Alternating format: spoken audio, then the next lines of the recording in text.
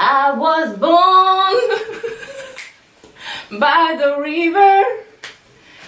It's been a long time coming, but I know a change is coming. Remix, put up. Ok, bon allez. I don't know what's wrong with expressing how I feel. You don't know what's wrong, especially how I feel.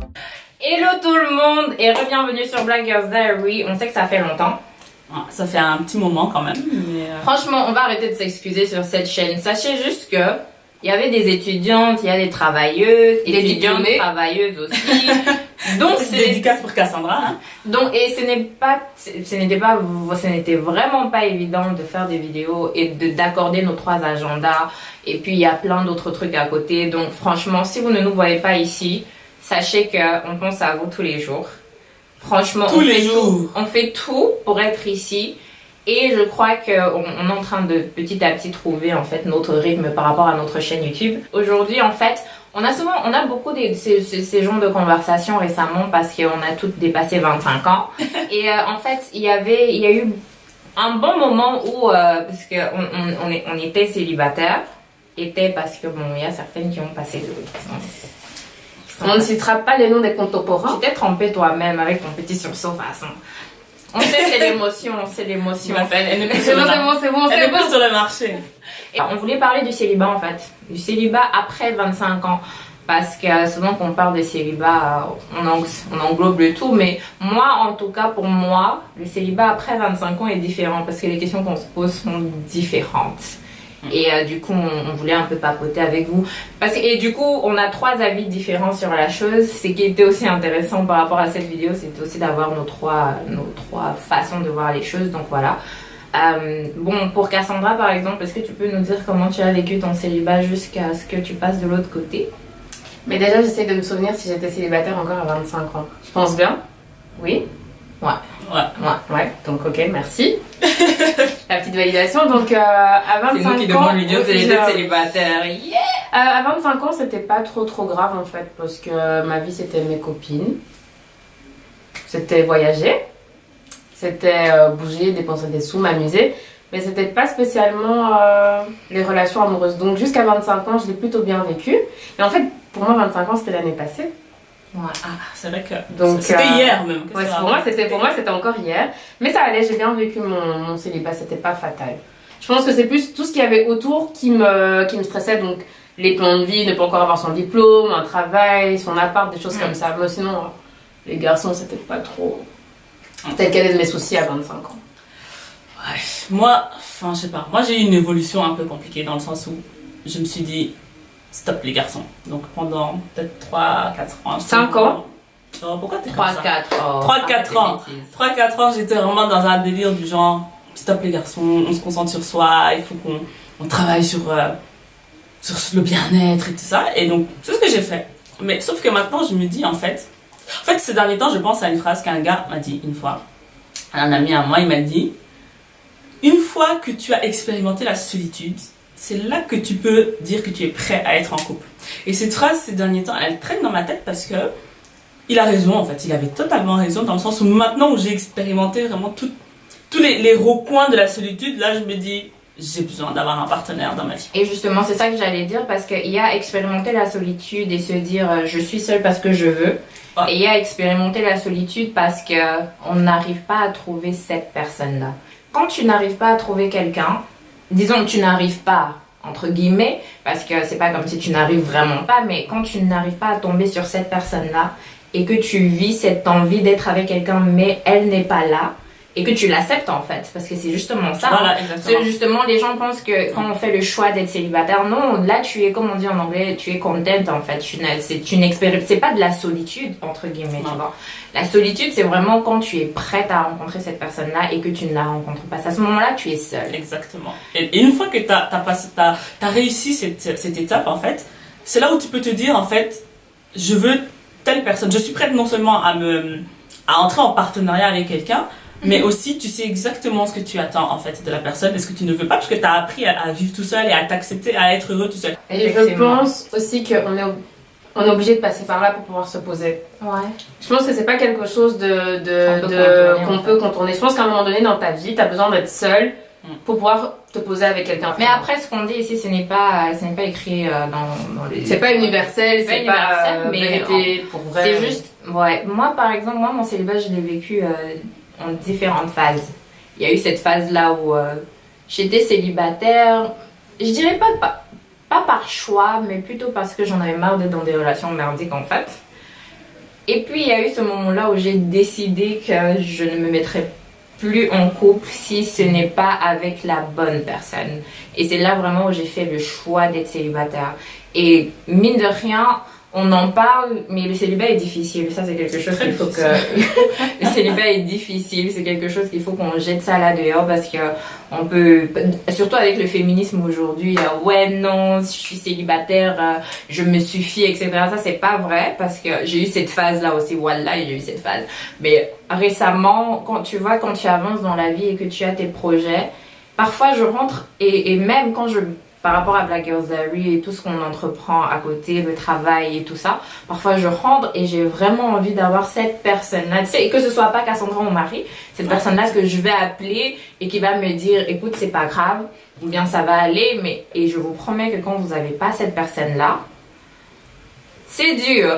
Moi, ce qui m'a plutôt mis la pression quelque part et ce qui m'a poussé un peu à faire de mauvais choix, surtout l'année dernière, c'est que je me rappelle de ce jour où ma mère, elle m'appelle. Parce que j'ai jamais ramené un garçon à la maison, genre, ouais, c'est mon copain. Le fameux jour. Voilà, et ça, j'ai jamais fait. Donc, un matin, elle m'appelle dans sa chambre et elle me fait... Farida, oui, j'ai une question. Il était 7h, les gars. Il était 7h. Elle m'a appelé au téléphone. Dites-vous que sa chambre est juste à côté ici. Mon téléphone sonne, je vois le numéro de ma mère. J'étais là, pourquoi elle m'appelle celle-là?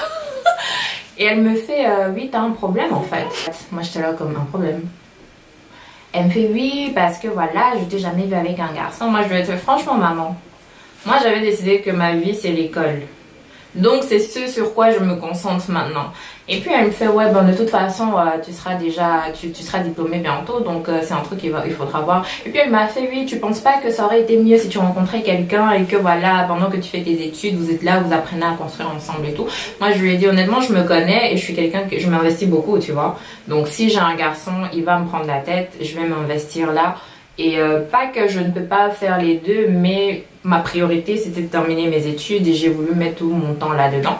Et mine de rien, cette conversation-là m'a mis une pression. Et j'ai commencé à penser à toutes ces choses auxquelles je ne pensais pas. J'ai commencé à me dire, et si elle avait raison, si j'aurais pu rencontrer quelqu'un et que voilà, pendant que je fais mes études, etc., etc., etc. Et je crois que c'est à cette période-là que j'ai commencé à explorer, j'ai commencé à ouvrir, j'ai commencé à me dire, Farida, peut-être tes standards sont trop élevés. D'ailleurs, on va faire une vidéo dessus. Peut-être tes standards sont trop élevés, peut-être que tu as trop d'attentes. Et c'était vraiment une mauvaise façon de penser. Après, je m'en fous parce que j'en ai appris beaucoup, tu vois, mais ça, c'était vraiment la partie négative. Du coup, j'ai fait des choix que je n'aurais pas fait en temps normal juste parce que je me disais, il faut que je rencontre quelqu'un en fait. Parce qu'on t'as mis un prix d'accélération en 2 secondes. Et 1 an plus tard, aujourd'hui, je me dis, mais en fait, c'était même pas nécessaire, tu vois. Parce que quelque part, comme Marie vient de le dire, est-ce que j'étais réellement prête à être avec quelqu'un? Parce que ça, c'est aussi une question qu'il faut se poser, c'est est-ce qu'on est prête? Ça, c'est un truc, j'y pense souvent aussi, parce que j'ai eu ma période aussi où je voulais me caser absolument. Donc, t'es là, tu cherches à gauche, à droite, tu cherches les regards dans les boîtes de nuit, dans les événements où tu vas. Dans le métro. Tu fais les sourires à gauche, les sourires à droite, c'est chaud, c'est très chaud. Et à un moment donné, je me suis assise et je me suis dit, mais en fait, là, maintenant, si je m'assieds maintenant, que je suis honnête avec moi-même, si un garçon, il vient, il met le genou à terre, est-ce que je suis prête? Non. Je suis pas prête pour ça. Mais cela ne veut pas dire que je suis pas prête à construire quelque chose tout doucement. Mais je pense que là où l'erreur que ta mère elle a faite et que beaucoup d'entre nous font, c'est qu'une fois qu'on dépasse les 25 ans, tout de suite dans notre tête, on s'accélère et on a cette peur panique des 30 ans. Alors que 30 ans, si tu demandes toutes les femmes qui ont 30 ans, elles te diront que c'est leur plus bel âge. C'est l'âge où elles s'épanouissent parce que justement, elles sont dans un lâcher-prise total. En fait, toutes ces pressions, ça tombe. Rien à foutre. Elles vivent leur vie, elles kiffent leur life comme on dit, mais mais la pression qu'on a après 25 ans par rapport au célibat, je trouve que elle est dangereuse en fait, les filles, parce qu'elle nous pousse vraiment dans des... à faire n'importe quoi. Ouais. Et justement, on avait aussi cette conversation avec ma copine Gabriela qui est au Cameroun, et ce jour-là, un de ces jours, sa maman écoutait nos conversations en fait. Et je crois qu'à un moment donné, elle parlait pour 40 minutes. Puis à un moment donné, elle fait Gabrielle, attendez un peu les filles. Vous avez quel âge? Et puis elle fait, vous savez qu'à vos âges, moi j'étais même pas encore maman, j'étais pas encore mariée. Et en plus de ça, vous savez combien de choses, combien votre vie peut changer en un an? Exactement. En un an. C'est-à-dire qu'en un an, ta vie peut changer du tout au tout. Alors pourquoi vous vous mettez cette pression en fait? Moi, à votre âge, si je devais réavoir votre âge, c'est à cet âge-ci que moi je me serais amusée, tu vois. C'est à cet âge-ci que j'aurais dit, je fais des rencontres, je me découvre, je vois des gens, sans pour autant me mettre la pression de rencontrer cette personne avec qui construire. Parce que la construction, vous pouvez la faire à 30 ans, 35 ans, 40 ans. Pour moi, on le dit souvent ici aussi sur cette chaîne, c'est ce qui est le plus important, c'est son épanouissement personnel et surtout se trouver. Parce que c'est surtout la question qu'on oublie de se poser, surtout quand on est célibataire. En fait, je crois que dans le célibat, on est beaucoup plus égoïste en fait qu'on devrait. On est égoïste dans le célibat parce que quand on sort de là, on se dit je veux rencontrer cette personne-là. Et jamais on se dit est-ce que je suis prête à recevoir cette personne-là. Mais surtout, est-ce qu'on se demande, moi ma question serait aussi, est-ce que la personne, enfin nous, en tout cas la personne qui est célibataire, se demande si l'attitude qu'elle a conviendrait à rentrer dans une relation aussi. J'ai une copine, elle a quitté 2 relations foireuses. Et elle était vraiment un peu aussi dans cette pression de l'âge qui arrivait à la trentaine, être comme ça, il est temps, toute la famille qui met la pression et tout ça. Et à un moment donné, elle s'est assise et elle s'est dit, mais de quoi est-ce que j'ai besoin? Et moi, ce qui m'a vraiment touchée dans sa relation maintenant qu'elle a avec son futur mari, c'est que elle a lâché prise en fait. Elle s'est laissée, je sais pas, conquérir. Ouais, elle s'est laissée conquérir par un homme. Comme tu dis, elle l'aurait peut-être pas forcément regardé ou peut-être même calculé, parce qu'à ce moment-là, à l'époque, elle avait d'autres attentes par rapport aux garçons, des attentes un peu plus superficielles, un peu plus basées sur ce qu'on entend, on voit dans les films et tout ça. Des gens qui collent à tout le monde, quoi. Voilà, et là, et quand tu l'entends parler de cet homme, c'est vraiment, elle a trouvé chaussure à son pied, mais littéralement. Elle s'est laissée aller, en fait. Exactement, elle s'est laissée aller, elle a fait confiance à quelqu'un.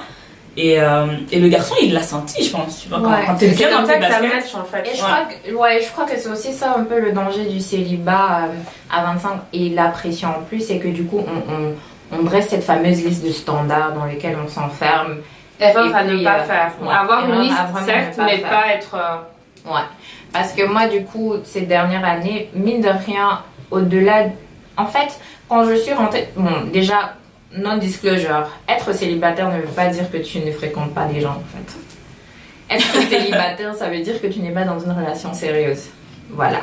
Donc, et j'ai rencontré quelqu'un. Et moi, cette relation était bizarre. Elle était bizarre. Elle était même pas saine déjà pour commencer. Mais à côté de ça, c'est une relation ça m'a fait sortir justement de cette fameuse liste que je m'étais dressée.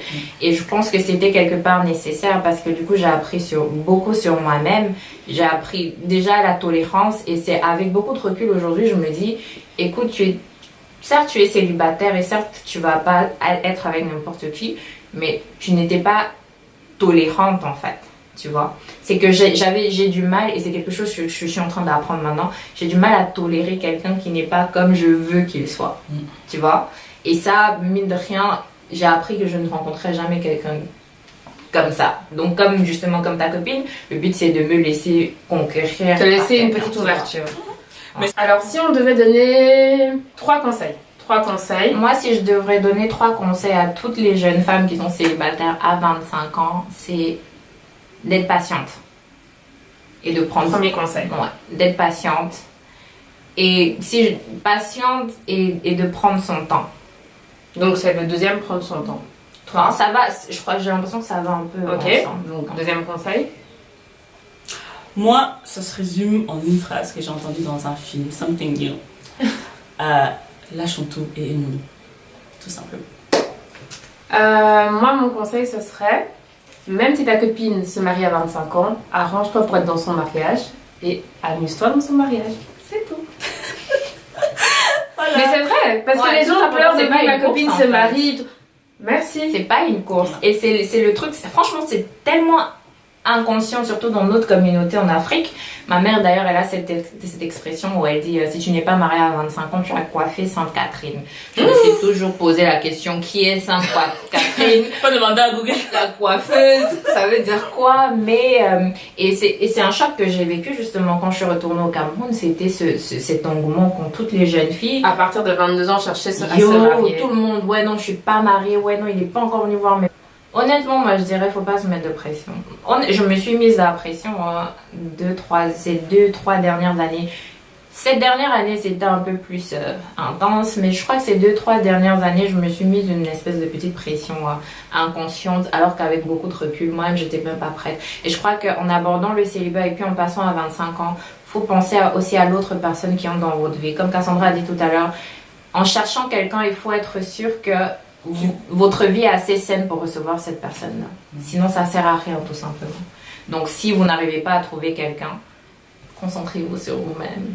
Et cette personne-là viendra. Et elle va rester, peu importe. Ouais. Donc voilà, j'espère que cette vidéo vous aura apporté des petits conseils, vous aura plu. Comme d'habitude, on attend vos commentaires, vos réactions. Et on vous dit à la prochaine pour une prochaine vidéo. Yeah! N'oubliez pas de nous retrouver sur Instagram, Facebook et notre chaîne YouTube. De toute façon, ce sera tout ça, tous les noms là seront à la fin, À la fin de la vidéo. Donc, voilà. Bisous.